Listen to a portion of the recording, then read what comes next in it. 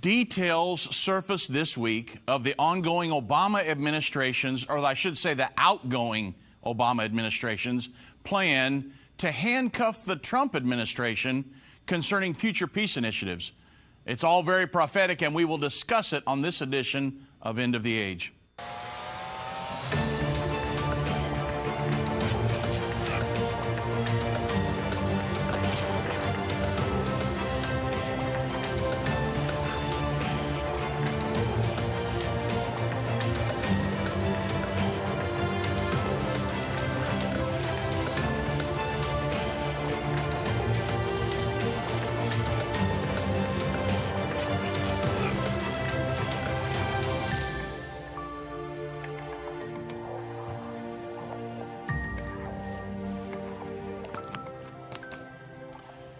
Good afternoon, everybody. I'm Dave Robbins with Endtime Ministries, and I do thank you for joining me on this edition of End of the Age.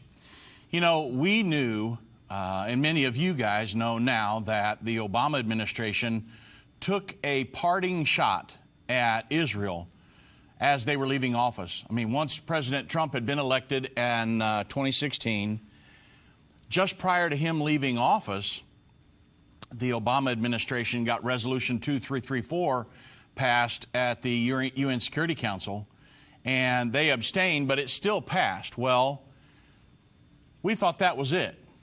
Well, it appears, and it's now surfacing, that there was a second effort by the Obama administration to handcuff President Trump and his efforts at a future peace initiative.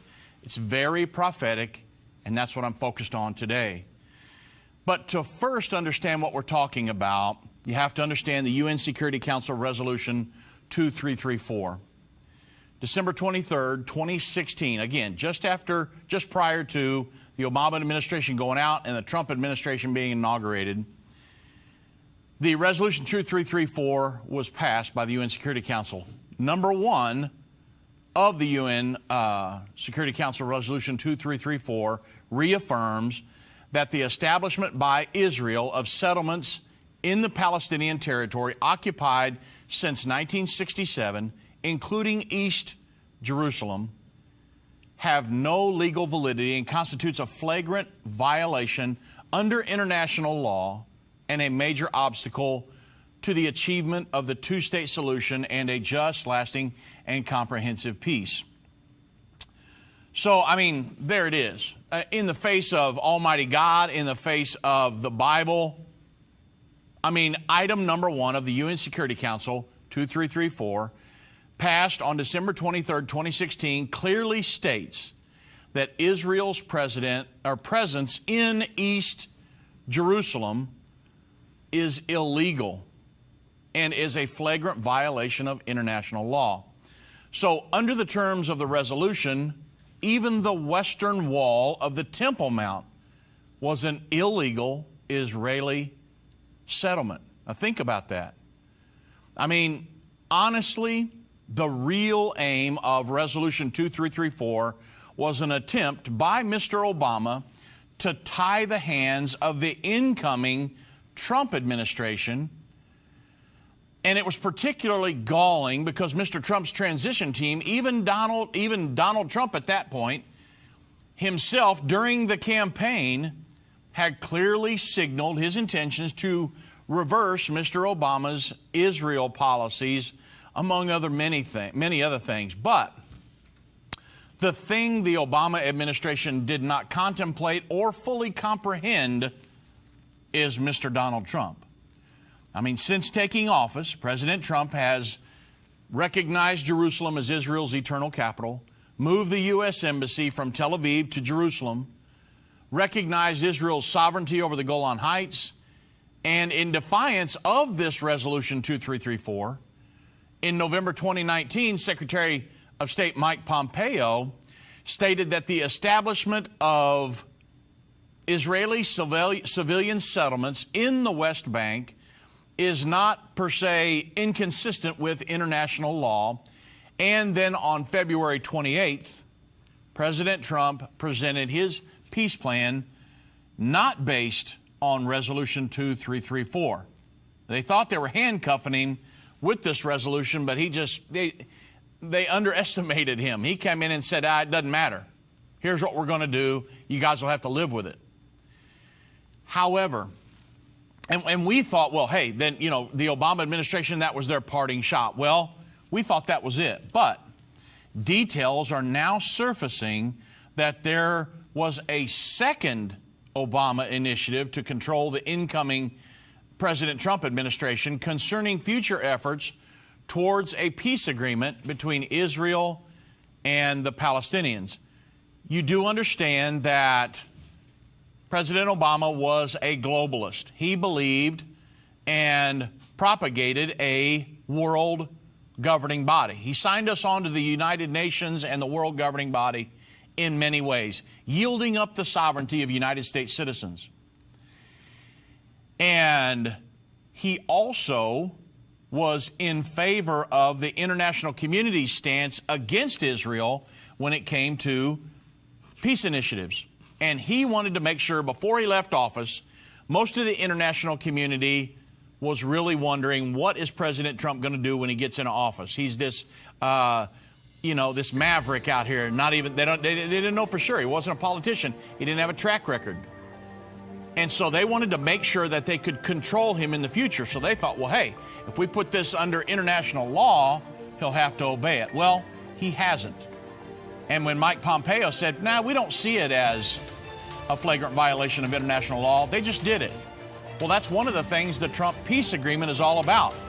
When they recognize Israel, it's against international law. I have left a piece of my heart in Israel and her people. We would like to thank Endtime for doing such an awesome job with our Israel tour.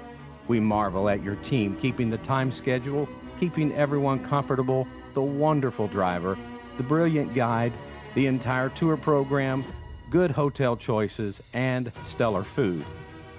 We had the privilege to rub shoulders with Pastor Baxter, listen to his current teachings, and had some interesting questions answered so eloquently. He is wonderful. Helene from Australia. Experience the Holy Land in the most amazing way. Join Irvin and Judy Baxter for our upcoming Israel tour. For more information, go to endtime.com or call 1-800-ENDTIME. That's 1-800-363-8463. We've seen Bible prophecy fulfilled like never before. From the halls of the United Nations to the Temple Mount in Jerusalem, End Time Ministries continues to reveal the Bible prophecy in the news headlines around the world every day. Whether it's through our broadcast or online at our Jerusalem Prophecy College, your gifts enable us to put vital materials in the hands of those who need it most. Because of you, we continue to replace fear with faith in the hearts of Christians around the world. We will continue to see prophecy come to pass at an even swifter pace. We need your support. Your donation of any amount enables us to continue to broadcast and be a voice in the ever-growing censored media. To become a partner or give a one-time gift, visit endtime.com or call 1-800-END-TIME right now. That's 800-363-8463. Go online now. Visit endtime.com.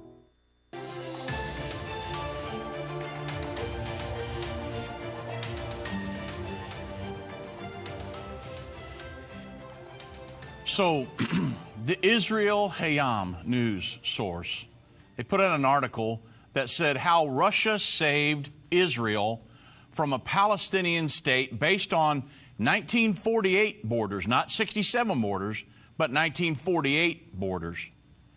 Well, what happened was Prime Minister Netanyahu, he told a story of a major drama that unfolded behind the scenes at the UN Security Council shortly before former President Barack Obama left office. New details about this drama involving Israel, Russia, and the U.S. that played out behind the scenes at the United Nations Security Council just almost, 4 years ago now, close to it. They're now coming to light. And it appears that Russia demonstrated a rare willingness to use its UN Security Council veto on Israel's behalf to block a resolution that, not Resolution 2334, that passed, but this was led by the then U.S. President Barack Obama, which would have compelled Israel to set up a Palestinian state based on the 1948 borders. Now remember, if it would have passed the UN Security Council, it would have become international law. And these new details are surfacing that the Russia was going to veto that. So what happened? Well, approximately 6 months ago, Prime Minister Netanyahu said at an election rally in Mali Adumim that he asked a friend whom he had referred to as the leader of one of the superpowers who holds a veto power at the UN Security Council, so it could only be one of 5 nations. He had asked him to veto against this secondary resolution. Well, Netanyahu credited the leader, whom he did not name, with stopping the resolution.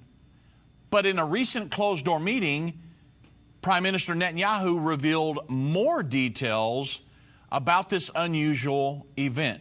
Now, toward the end of the Obama's second term in office, again, the U.S. spearheaded against Israel a UN Security Council Resolution 2334. And that states, again, that Israel is in violation of international law by its presence in the territories captured in the 67 Six Days War. Now, you understand, President Trump's peace initiative is against that.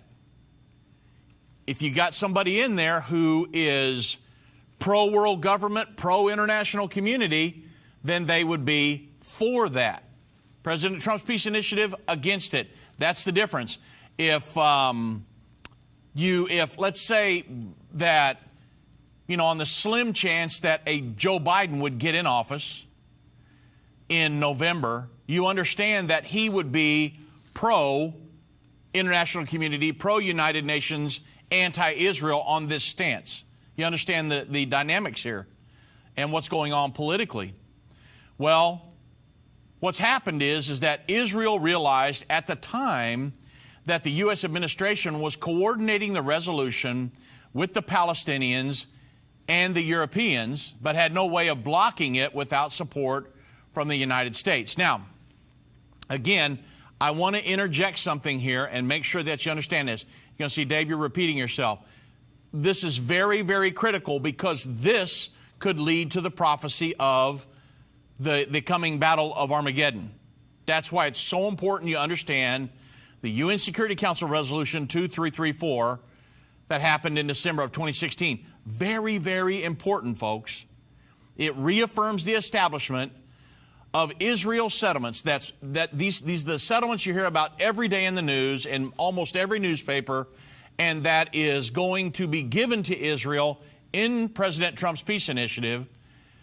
It says that in those settlements in the Palestinian territory, occupied since 1967, the 67 Six Days War, when Israel drove Jordan across the Jordan Valley and set the borders that Israel has now, including East Jerusalem, where the Temple Mount, the Western Wall, and many of those settlements there, the Holy Basin, that they have no legal validity, and it constitutes a flagrant violation under international law and is a major article and obstacle to the achievement of a two-state solution and a just, lasting, and comprehensive peace.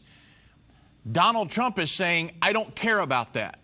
You understand, all the things he's pulled us out of, there's so much prophecy interwoven in all of this that the United States says America will not be part of the end-time world government. This is playing out in the Trump administration as we speak. He is standing with Israel in the face of the international community and saying, doesn't matter whether you think that it's illegal, we know it's not illegal, and so we're going to go ahead and do it. And that's what our peace initiative is all about. You wonder why the international community is so diametrically opposed to the President Trump's peace initiative. That's why.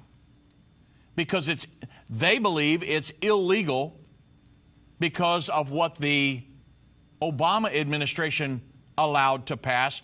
You realize we could have vetoed that. Just all trying to think of her name. She was the U.S. ambassador to the UN at that point. All she had to do was raise her hand, and it would have been over. We veto that. She didn't do that. The U.S. abstained. We allowed it to pass, which was the plan all along under the Obama administration, and it became international law in favor of world government and against Israel. Well, so that's what's playing out right now. President Trump's the peace plan is against that. So, again, there it is. This called the UN Security Council Resolution 2334, passed in 2016, states Israel's presence in East Jerusalem illegal and a flagrant violation of international law. Now, again, even under the terms of the resolution, you understand the Western Wall. I mean, think about this logically. If you know anything about the Bible, to think that the Western Wall, part of the Temple Mount, that would be an illegal Israeli settlement? I mean, come on. You've got to throw the Bible in the trash to think that. And historically, even if you didn't know anything about the Bible and you understood history, then you would know that history records that for thousands of years, that was Israel. History records the destruction of Jerusalem in 70 A.D. and that Israel had control of it, the city of Jerusalem at that point. You understand what's going on here. Under the Roman Empire, Israel was in control of that. And that's why at the time of Jesus, there were Roman soldiers and occupying forces there, but Israel still controlled everything. And so to say, well, you know, that's actually, for them to have part of that, that's illegal, is, to think logically about all this, I scratch my head over that. I've never have understood that other than political agendas that are being pushed today, this world government they're trying to establish. And Satan is anti-Israel. He hates Israel. He's been fighting for Jerusalem. There's been 40 major wars fought over Jerusalem over time. Why? Because God said, I will put my name there. And Satan said, well, if you want your name there, I want my name there. And they've been fighting for it ever since. That's what the Battle of Armageddon is going to be fought over, Jerusalem. So, again, the real aims of Resolution 2334 was an attempt by Mr. Obama to tie the hands of the incoming Trump administration. Unless you understand all of this, it's hard for you to grasp the situation that's playing out with the Trump Peace Initiative. And because Mr. Trump's transition team, even Donald Trump himself during the campaign, he had said that its intention to reverse Mr. Obama's Israel policies, among other things, was very, very, very important. And they knew what was coming, so they had to tie his hands.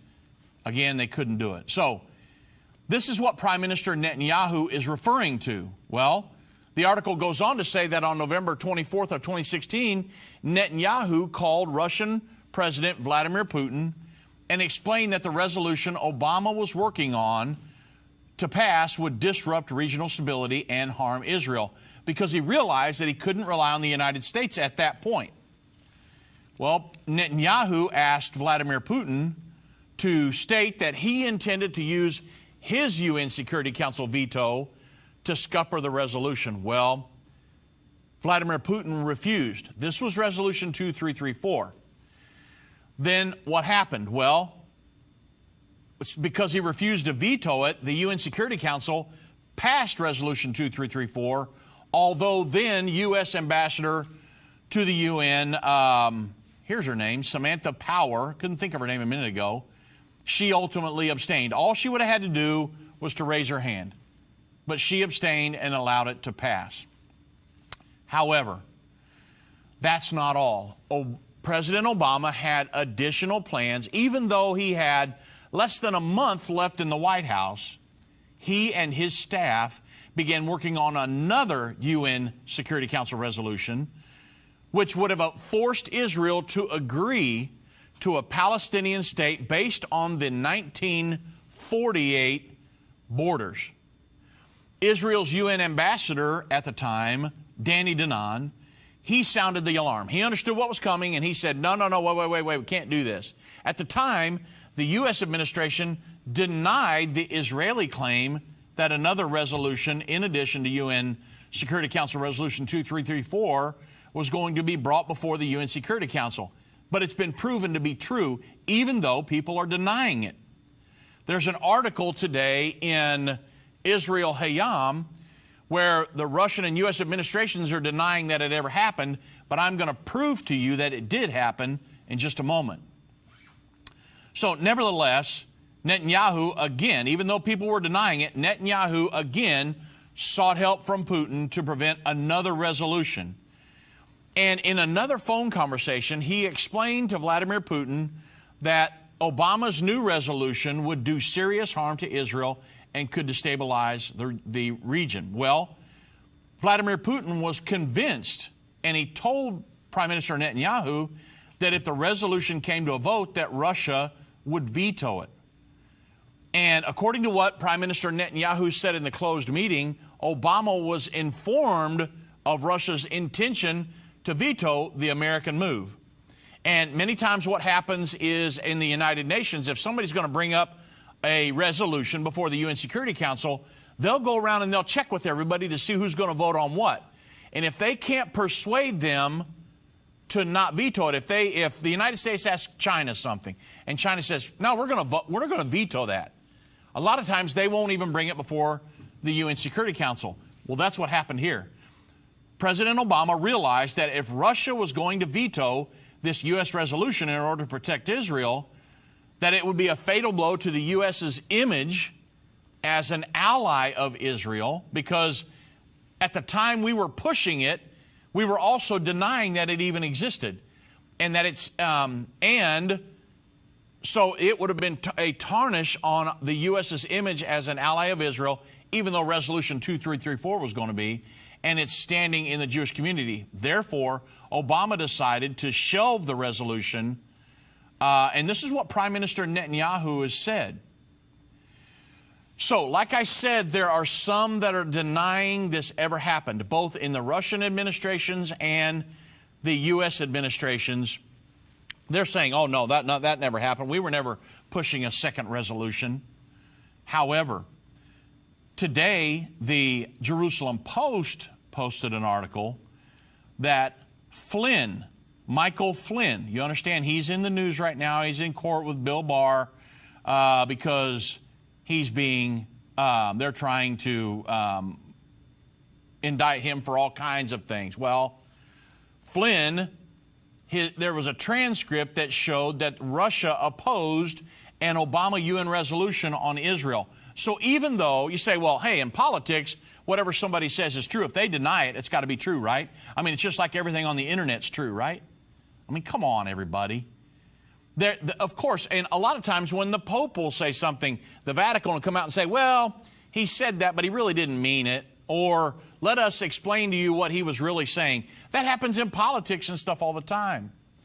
But they have found transcripts that show that on December 29th, 2016, just days after Resolution 2334 was passed, the Russian ambassador called Michael Flynn, and they've got the transcript of the call, and it proves that this indeed was the case.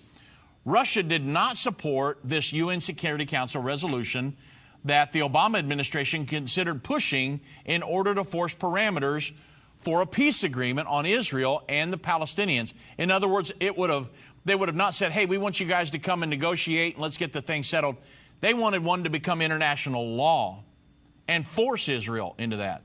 And so it would have forced this peace initiative on Israel and the Palestinians, as indicated by this recently declassified phone conversation between U.S. President Donald Trump's former advisor, Michael Flynn, and Russia's ambassador to the U.S. at the time, Sergei Kislyak.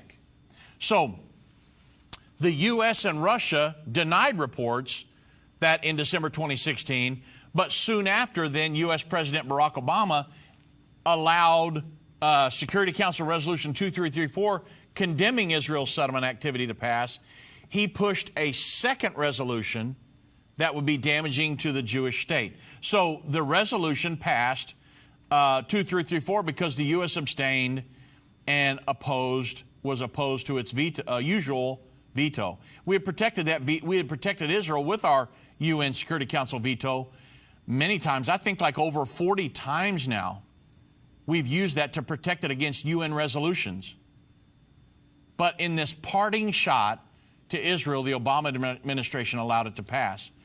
So Prime Minister Benjamin Netanyahu, he ended up convincing, again, Russian President Vladimir Putin to threaten a veto. And the resolution was never actually submitted to the UN because it had no chance of passing.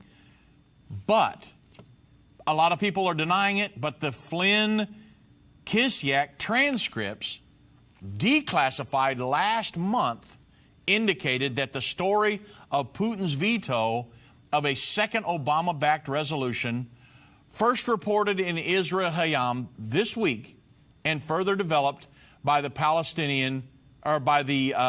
Jerusalem Post, is in fact true. It happened, even though there are people on both sides in Russia and the U.S. administration that said, no, that never happened. It did happen. So Netanyahu enlisted then President-elect Donald Trump and his staff to try to block Resolution 2334. They figured, hey, he's the incoming president. We'll get with him. We'll try to get him to block it. And President Trump did try to block it. They worked and were doing all they could, talking to people, talking to nations, and doing all kinds of stuff. The problem is our own nation, the Obama administration that was still in and only had like a month or so left in office, they were the ones that allowed the thing to pass. Everybody else voted to it, but we could have vetoed it and didn't do it. And this could be the thing that leads to the Battle of Armageddon before all this is over with. And we'll get into some of that in the history of Israel, what this is all about in the latter part of the program. But this is just coming out this week, and it appears that it's very true. Move Mountains with Irvin Baxter. This book by Irvin's grandson provides 30 days of devotion that will enhance your relationship with God and others. Authentic illustrations from early morning devotions at Endtime will help you find your purpose and eliminate fears. Commit to taking this 30-day journey and experience real life change. Get your book for only $14.99. Call 1-800-363-8463 or go to endtime.com/move. I have left a piece of my heart in Israel and her people. We would like to thank Endtime for doing such an awesome job with our Israel tour. We marvel at your team keeping the time schedule, keeping everyone comfortable, the wonderful driver, the brilliant guide, the entire tour program, good hotel choices, and stellar food. We had the privilege to rub shoulders with Pastor Baxter, listen to his current teachings, and had some interesting questions answered so eloquently. He is wonderful. Helene from Australia. Experience the Holy Land in the most amazing way. Join Irvin and Judy Baxter for our upcoming Israel tour.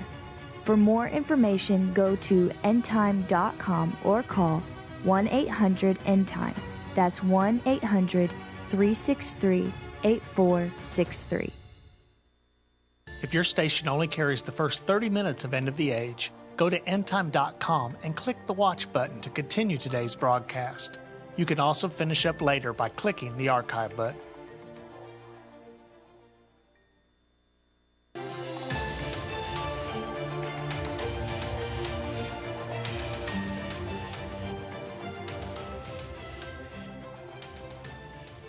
Welcome back, everybody. I want to make a quick announcement. Irvin Baxter and I, on July 10th and 11th, we're going to host our first ever online prophecy weekend. It's an exclusive digital event series to give you hope in the end time. Irvin and I are going to be sharing how we are, what we're seeing in the news lines, and to keep everybody up with end time Bible prophecy. We'll be covering exclusive details in each session, and the 2-day, 4-session online event is going to be free to all of our End of the Age Plus subscribers, or you can register for just $35. And this is it's a perfect opportunity for you to enjoy a streamed conference on your own or with a small group, or you can even view it with your entire church family. And so you would simply go to endtime.com/OPW or to register or subscribe to the End of the Age Plus and get free access to the online prophecy weekend. So hope that you guys would join us in that. It's going to be a great time. We'll be talking about some world government. We'll be talking about the Middle East. We'll be talking about the upcoming presidential election, and then we'll be doing a Q&A session. So it's going to be 4 awesome sessions coming up, and it's going to be on a weekend. So it's going to be really neat. It's going to be really personal, and we'd like for you guys to join us. So go to our End Time website, check it out, subscribe to End of the Age Plus to get free access to it, and we'd like for you guys to join us on that. It's going to be really neat. Now, before I get into the Israel part and some of this other stuff, Michael Flynn and the Russian ambassador, they had a conversation. In the transcripts, it shows that in the conversations that they were talking about this second initiative by the Obama administration, not Resolution 2334, but the second one to impose a resolution, a UN Security Council resolution on Israel to make them, to force them to come to a resolution and abide by a peace agreement that would be international law, getting them to go back to 1948 borders, and so greatly reducing what President Trump's initiative is and more. So that actually did happen. You can go read the articles in Jerusalem Post. And also, there's another article that I found, and it's a great article by Tablet.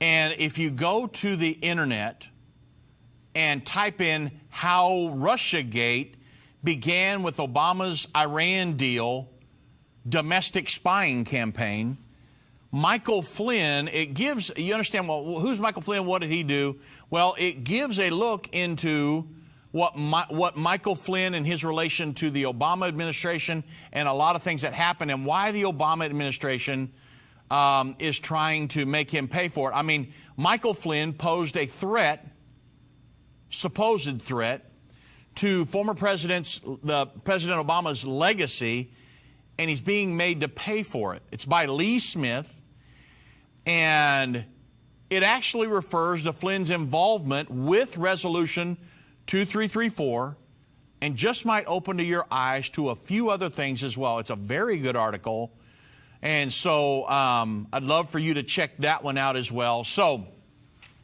everything that's going on here that we've talked about, the Jerusalem Post proved it to be true by this script by this transcript of the call between Flynn and the Russian ambassador at that time. And you can't deny a transcript from a phone call, even though some of these politicians can say, "Nah, man, we didn't do that. We never even, that never even came up." Well, actually, it did. And so, what are we talking about here? Why are we talking about this on today's program? Well, this could lead to the Battle of Armageddon, Resolution 2334. The prophecy of Zechariah 14:2-3, it foretells the invasion of Jerusalem by the international forces of the United Nations to enforce this Resolution 2334. The Bible says, "For I will gather all nations against Jerusalem to battle, and the city shall be taken, the houses rifled, the women ravished, and half of the city shall go forth into captivity, and the residue of the people shall not be cut off from the city. Then shall the Lord go forth, fight against those nations as when he was fought in the day of battle." This is the Battle of Armageddon. So then you jump to the prophecy of Revelation 16:16, and it identifies this invasion of Jerusalem by all nations as the Battle of Armageddon. The Bible says, "And he gathered them together into a place called in the Hebrew tongue Armageddon." So make no mistake, everybody, the world took its first fateful step towards the Battle of Armageddon on December 23rd, 2016. So you say, well, hey, does that mean Armageddon's going to happen today? No, not today, not next month. But the fulfillment of the Armageddon prophecy is at least 7 years away. The peace agreement starts the final 7-year period. So, and the Battle of Armageddon happens at the end of that. So we're at least 7 years out from this. But this is a precursor to the Battle of Armageddon, the war that's coming. The international community will go down to invade Israel under the international law of Resolution 2334. Now, Battle of Armageddon, it could be 8, 9, 10 years away. I don't know at this point. But December 23rd, 2016 will forever go down in infamy as the day the world took the irrevocable step towards the eventual invasion of Jerusalem. I mean, it's all coming down to this. The last battle on earth will be fought over Jerusalem. Now, we need to understand some history over the dispute of Jerusalem. You say, man, why the last battle on earth, really? Over this one little city? Very little. I mean, if you've ever been to Israel at all, Jerusalem is remarkably small, insignificant, nothing much there. I mean, there's now obviously biblical history, but I mean, other than that, not really a strategic vantage point as far as from a military perspective. You know, there's not much there other than biblical history, which is very important, obviously. But other than that, you know, not much. But the historic dispute over Jerusalem, what happened? Well, when David became king over Israel, about 1000 BC, Israel's capital was located down in Hebron, 19 miles south of Jerusalem. After reigning from Hebron for 7 years, David conquered the city of Jebus from the Jebusites, and he made it Israel's new capital. He renamed the city Jerusalem at that point. Well, David's son, King Solomon, he built Israel's first temple on the Temple Mount, which David had purchased for a place of sacrifice from Araunah, the Jebusite, for 50 shekels of silver. And that was, 2 Samuel 24:24. So when the temple was completed in 968 BC, God made a pronouncement to Solomon that forever determined the course of history. He said, it's recorded in 1 Kings 9:3. It says, and the Lord said unto him, I have heard thy prayer and thy supplication that thou hast made before me. I have hallowed this house, which thou hast built, to put thy name there forever, and mine eyes and mine heart shall be there perpetually. So in 1 Kings 11:36, God enlarged upon this promise to include the entire city of Jerusalem as the place where he would place his name. Now, this is why it's so astonishing to me that anybody that knows anything about the Bible, perhaps nobody in the international community does, or else they don't care, but the entire city of Jerusalem, God said, I will put my name there forever, and it's going to be yours, Abraham, and your descendants, Abraham, Isaac, Jacob, and that lineage, it's going to be theirs forever. But the international community, under the Obama administration, allowed it to pass, a resolution to pass that said that half of that city is illegal. Israel's occupation there is illegal under international law. You understand the dynamics here and the gravity of the situation. Just basically, you might as well throw the Bible in the trash. If you believe in this world government, that's what they do all the time. And the Bible says, and unto his son will I give one tribe, that David my servant may have a light always before me in Jerusalem, the city which I have chosen to put my name there. So when God announced that he would place his name in Jerusalem, obviously Satan heard that, and there's been a struggle for the control over Jerusalem ever since. I mean, there have been more wars fought over the city of Jerusalem than any other city on the earth. So we see that the struggle over Jerusalem is more than a political conflict. It's really a spiritual battle between God and Satan, between light and darkness. I mean, Jerusalem remained the capital of Israel until 586 BC, when God allowed Nebuchadnezzar, the king of Babylon, to carry the Jewish people into captivity because of their idolatry. And that's when Daniel and the 3 Hebrew children and all of them went down into Babylon. Well, after 70 years of captivity in Babylon, God allowed the return of the Jews to Jerusalem and the city where God chose to put His name. I think 40-some times in the Old Testament. So Jerusalem then continued to be the capital of the Jewish people until 70 A.D., when Rome destroyed the city and the temple. The Roman Emperor Hadrian banished Jews from Jerusalem in 135 A.D., and as an insult to the Jews, he changed the name of Israel to Palestine, the same word as Philistine. So it hasn't always been Palestine. It was Israel. And so Hadrian's intention was to eradicate the Jewish people once and for all. So he named that area Palestine. So for almost the next 2,000 years, the Jewish people were scattered throughout the nations. There did remain a faction of Jews in Israel the whole time, though. However, religious Jews, they prayed 3 times a day, no matter where they were at. They prayed 3 times a day with their faces towards Jerusalem for the return to Jerusalem and the restoration of their people. So for 2,000 years, parting salutation of Jews to each other was the next year in Jerusalem. They never, ever forgot, no matter what happened. And after Hitler's horrible Holocaust, during which 6 million Jews were killed, the Jewish people began to return to the Promised Land in increasing numbers. And, of course, what happened? Conflict between Jews and Arabs over the land escalated. Well, on November 29, 1947, the United Nations voted to partition the Promised Land. And that created, or in an effort to create an Arab state and a Jewish state.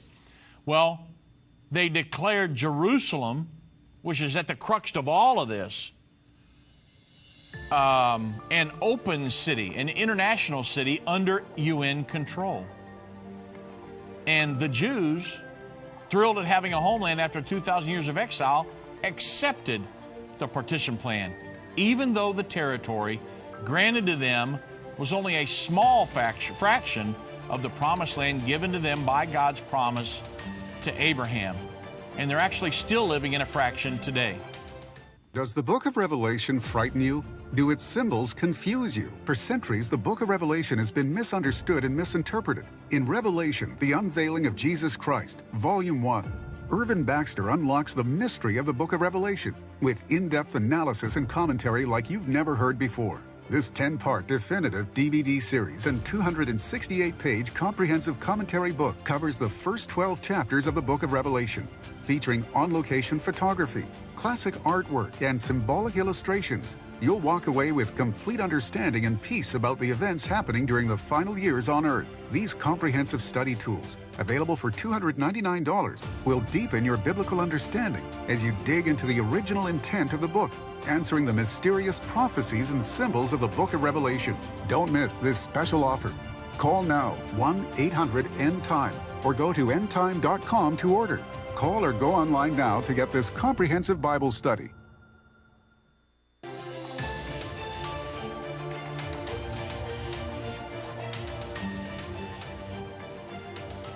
So when the UN offered the partition plan in 1947, the Jews accepted it. They were jubilant. But the Arabs that lived there, they rejected the partition plan. You understand that they could have had a two-state solution all the way back then, but they rejected it. The thing they're fighting for now, they've rejected it ever since. Well, what happened? It launched a war. The Arabs launched a war to destroy this newborn nation of Israel before it could breathe its first breath. I mean, the resulting conflict became known as Israel's War of Independence, which, when it was over, I mean, when the ceasefire was reached in 1949, temporarily ending the hostilities, Israel controlled the western part of Jerusalem. They actually controlled more than the United Nations gave them in the partition plan. The Arabs would have been better off to not even invade, but they did, and it cost them. So Israel controlled what? The western part of Jerusalem and Jordan, who had invaded in an attempt to destroy Israel. They controlled Judea, Samaria, the West Bank. They illegally controlled it. They didn't own that land.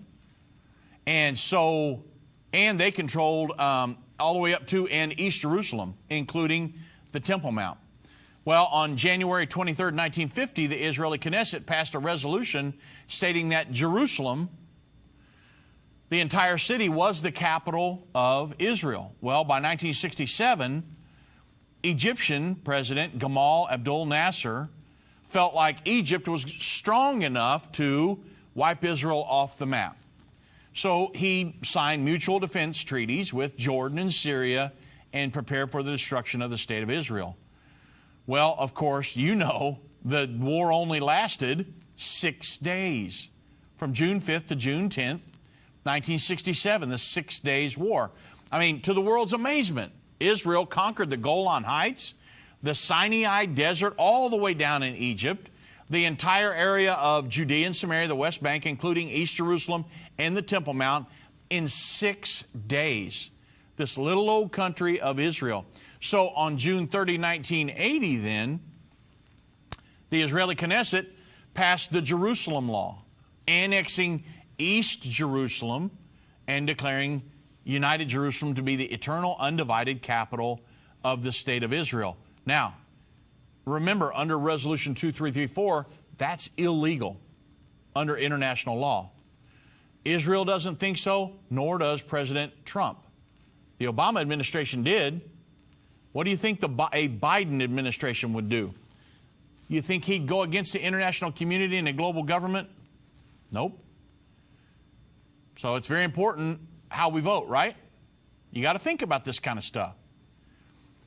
You just don't want to go in there and start pushing buttons in the voting booth. No, there's so much more. It's so much more. It's very, very important. There's so much more to it than that. So on August 20, 1980, the United Nations Security Council adopted Resolution 478 by 14 votes to none, with one abstention, the United States, which declared Jerusalem law null and void and must be rescinded.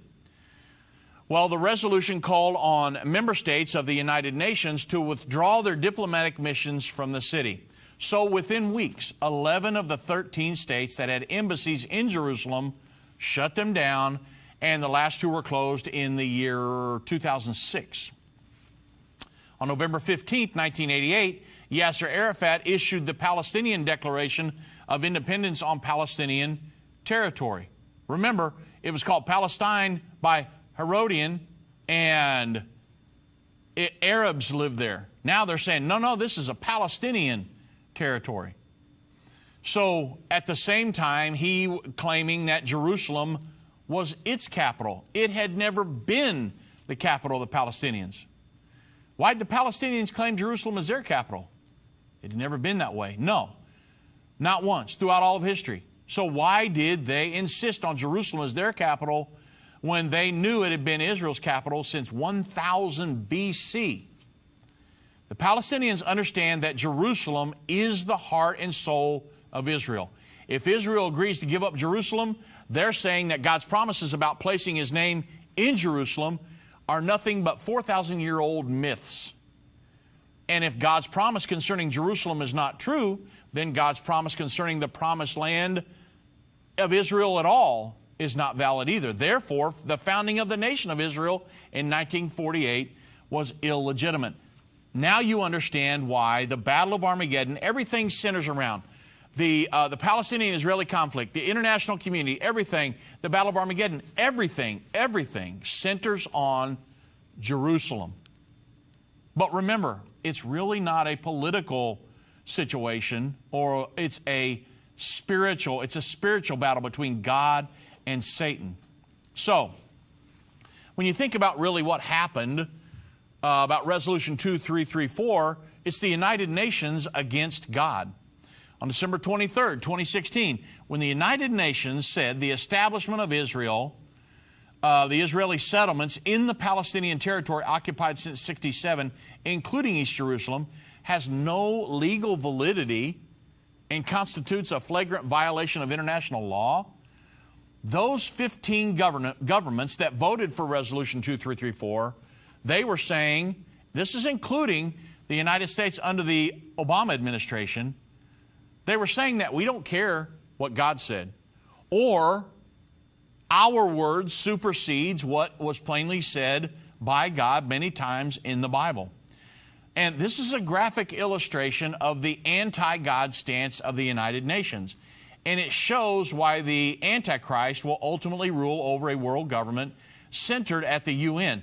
That's why when the President Trump's administration came in and was saying, hey, you know, we're going to recognize all of Jerusalem as Israel's eternal capital. We're going to move our embassy there. We're going to recognize Israel's sovereignty over the Golan Heights.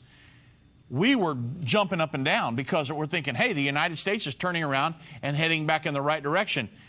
Don't agree with 100% of everything that politicians do or even that the President Trump's administration does. But he's doing a lot of very, very good things. So also what President Obama did against God. I mean, looking back now, it's easy to see President Obama was anti-God and pro-world government all at the same time. I mean, President Obama signed the United States onto the United Nations Sustainable Development Goals, yielding up many of our sovereignties. He signed us onto the Paris Climate Agreement, onto the Trans-Pacific Partnership, the Iran nuclear deal, and many, many, many other things that President Trump has endeavored to pull us out of. Horrible trade deals with China. I mean, it was bad. A lot of us didn't know how bad it was until somebody came in and started exposing it. So, President Obama, anti-God. I mean, so it's no surprise that just before leaving office, he would try to make it so that President Trump could not act against the wishes of the international community. And like I said before, they really underestimated President Trump and what he would do. They thought, well, hey, he'll come in and go right along with the international community, the world government, just like the United States has since way back, 1945, and even prior to that. And President Trump will go along. He'll be one to play ball with this and this, that, and the other. And they didn't realize that when he talked about the process of globalization and against the establishment and against socialism and things like that and running for president, that he actually meant what he said. And when he got in office, he started pulling us out of the world government right and left and cutting off these trade deals with China and going into trade wars. And I actually had friends that said, oh, we're going to start a trade war and blah, blah, blah, and this, that, and the other. Well, the fact of the matter is, you realize how much money has been siphoned out of the United States into China and how much our supply chain we rely on China for right now? I mean, if we were to go to war with China and they were producing, what is it, like 90% of our pharmaceutical drugs and things like that, imagine if they cut all that off. And so we don't want to be relying upon that. That's why President Trump is endeavoring to bring a lot of the supply chains either to our ally countries or back to the United States. But if you don't follow this stuff, then you're like, hey, I'm going to work every day and I'm able to pay my bills, so all is well. Well, you got to look at the big, big picture here. A lot of this is prophetic. So what's Israel and the UN going to do about Jerusalem? Well, the Bible prophesies that a temporary peace agreement is going to be concluded between the Israelis and the Palestinians, and that it's going to be supported by the United Nations. That's what we're looking at happening right now. How it's all going to transpire, we don't know, but this is what the Bible says. And this agreement is going to create a Palestinian state in Judea, Samaria, the West Bank, The Temple Mount's going to be placed under a sharing arrangement so that Muslims and Jews can worship there. Israel's going to build her third temple on the Temple Mount, and there's going to be a temporary or an interim agreement because one issue is going to be left unresolved. Israel's going to refuse to redivide or share Jerusalem. That's never going to happen.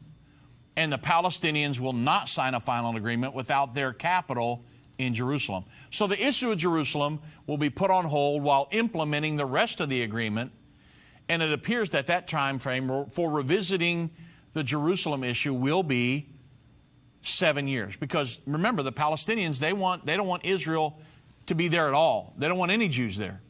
And they realize that if they can get control of Jerusalem, that everything else is just a myth. But Israel's never going to allow that to happen. So when the 7 years expires, the Palestinians are going to press the issue of a capital in Jerusalem. The UN is going to side with the Palestinians, demand that Israel bow to the Palestinian demands. Israel's going to refuse, and that's going to result in the military invasion of Israel by the world community forces to come down and enforce Resolution 2334 that the Obama administration allowed to pass. Again, Zechariah 14:2, it describes the invasion. The Bible says, "For I will gather all nations against Jerusalem to battle. The city shall be taken, houses rifled, women ravished. Half of the city shall go forth into captivity, and the residue of the people shall not be cut off from the city."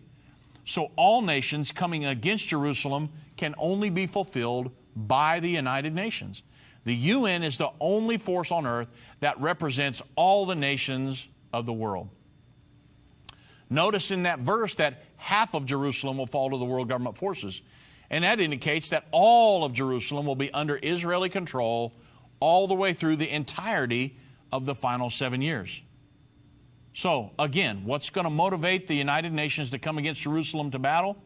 Resolution 2334. And it's going to be the method, the avenue that the United Nations declared Israel's control of Jerusalem against international law. The UN's they're going to feel compelled to enforce this resolution or be viewed as a powerless paper tiger. And yes, the Antichrist is not going to see himself viewed as that powerless paper tiger. So what's he going to do? Hey, we've got Resolution 2334. Let's go down and let's enforce that, and we're going to make Israel bow down to the forces of the United Nations. Well, guess what's going to happen? The battle's going to be engaged in the plain of Megiddo in the north. They're going to fight down the Jordan Valley. They're going to end up in the Kidron Valley between the Temple Mount and the Mount of Olives. The Bible says that's where the blood will flow to the horse bridle. And that's where everything's going to culminate. And when Israel is about to be defeated, God's going to come back, plant His feet on the Mount of Olives, and set everything straight.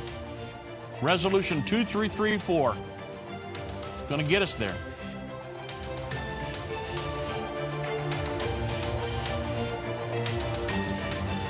This has been End of the Age, brought to you by the faithful partners of Endtime Ministries.